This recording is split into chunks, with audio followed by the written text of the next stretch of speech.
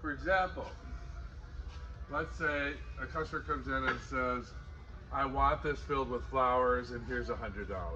He's going to expect a big arrangement. A lot of people would. You have a 30% labor. 100 minus 30% is what? 70. This container is $11. This is $35. 70 minus $35 is what? $35, $40. $40 minus your foam is $38. $38 minus your greens is $25. You get $25 worth of flowers. So 6 roses in a pot for $100. Because it all went to this.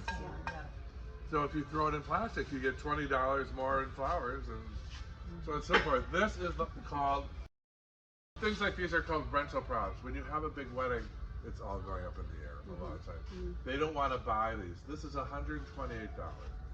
So every time you set it on a table, you charge them what you paid for it.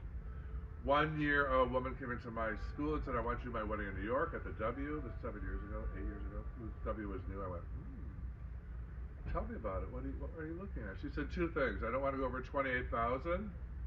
Well, okay. Whatever.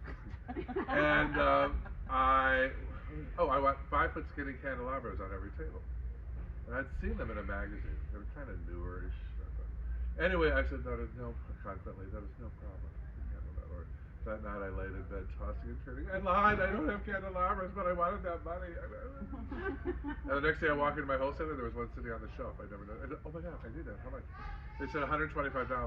So I had to spend $3,400 on my own money to buy them. So instead of making, my normal profit would have been about $18,000 that weekend. I only made $15,000. I survived something. I used to make that in a year, probably 2 years actually, before I came forward. So I had to go back and pick them up, but every time someone would come in after that, I go, or Brian would come in and go, wait a minute, I'm getting a vision. 5-foot skinny candelabras on all your tables. My niece had them at her wedding 3 months later. I said, guess what you're having? I wound up only using them 7 times over 7 years. I guess I didn't promote them as I expected.